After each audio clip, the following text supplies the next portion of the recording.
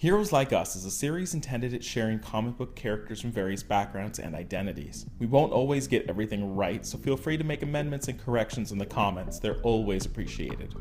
What's not appreciated, however, is any form of hate speech or intolerance, so comments of that nature will be immediately deleted and those users blocked from this channel.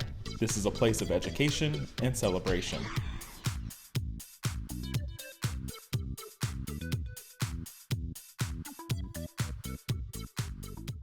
Welcome to Heroes Like Us, our series where we look at a certain identity and then we break down different comic book characters that have that identity so that all of us can see heroes like us.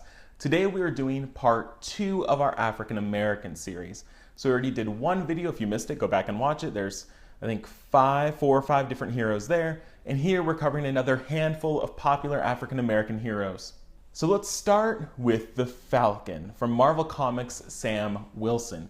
The Falcon originated as kind of a sidekick partner to Captain America, and he wears a suit which allows him to fly, which was actually created by the Black Panther. He grew up in Harlem, and both of his parents were killed in 2 separate crime-related incidents. So he wanted to fight crime, he wanted to help, so he found Captain America, he had the suit, he wanted to help. He also was given, this is a little strange, he was given the ability to telepathically basically communicate with birds, specifically one bird called Red Wing, which he uses to kind of scout out locations. So he was given this power by the Cosmic Cube and the Red Skull in a very convoluted story. But again, he was Captain America's partner. They tracked down the Winter Soldier together. The Falcon was the first person to side with Captain America during the Civil War, and eventually he even replaced Captain America and became Captain America. So now he uses both his wings and the shield to fight crime. Sam Wilson, the Falcon. Next up, we've got from DC Comics, Jon Stewart, one of the Green Lanterns. He began as basically a backup for Hal Jordan, who was kind of the main Green Lantern at the time. So when Hal Jordan was unavailable, they would bring in Jon Stewart. He eventually worked his way up to becoming the full-time Green Lantern and even joined the Justice League of America. Now, Jon Stewart is very capable with the Green Lantern ring, but he's also notable for being able to harness the emotion of compassion and becoming an Indigo Lantern, or I guess the Indigo Tribe, they call them. So he is very notable for being able to control both. He also, before he became a Green Lantern, was an architect, so he's been influential in rebuilding things like the Hall of Justice after different attacks that have happened on it. Up next from Marvel Comics, we've got the hero Cloak, whose real name is Tyrone Johnson. Now, Tyrone grew up in Boston, and he had a severe stutter. And so when him and this friend of his were kind of in the wrong place at the wrong time, and there was a crime that happened, he was unable to articulate what really happened, and so his friend was shot by the police in front of him.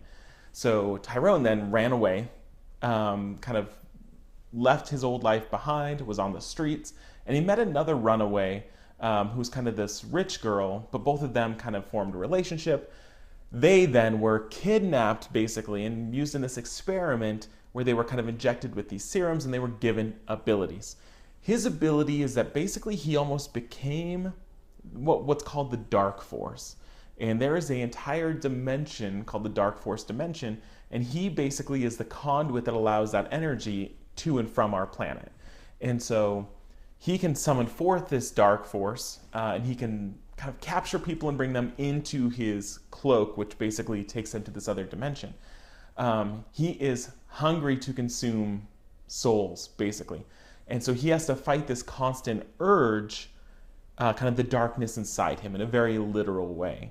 The girl he's with, who later takes on the name Dagger, is able to kind of summon light and use daggers of light that she can throw at people. And so her light can sometimes satiate his hunger, but not always. In terms of what else he can use his Dark Force power for, he can travel into this dimension and then leave that dimension at any point on Earth, so he's able to kind of teleport almost instantly. He can teleport other people that way, so he's used that ability to rescue a lot of folks and then reappear somewhere else. And anyone that he captures and keeps inside of the Dark Force dimension is eventually drained of all of their life force. He often appears almost intangible. It's really just the cloak and his face often that's shown, because most of his body is just this Dark Force. If this sounds interesting, Cloak and Dagger is being made into a TV show by Marvel Studios on the Freeform network. Now, last up for this list is another Marvel Comics character by the name of Goliath, Bill Foster. Now, Bill Foster was a genius. He grew up, he went to Caltech, he got a PhD in biochem, and he wanted to replicate and study with Dr. Hank Pym, who is Ant-Man, or the Giant Man.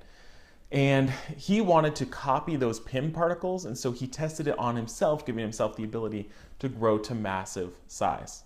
He took on various names during this time, so he started as Black Goliath, then he became Giant Man, and then he just went back to just straight Goliath.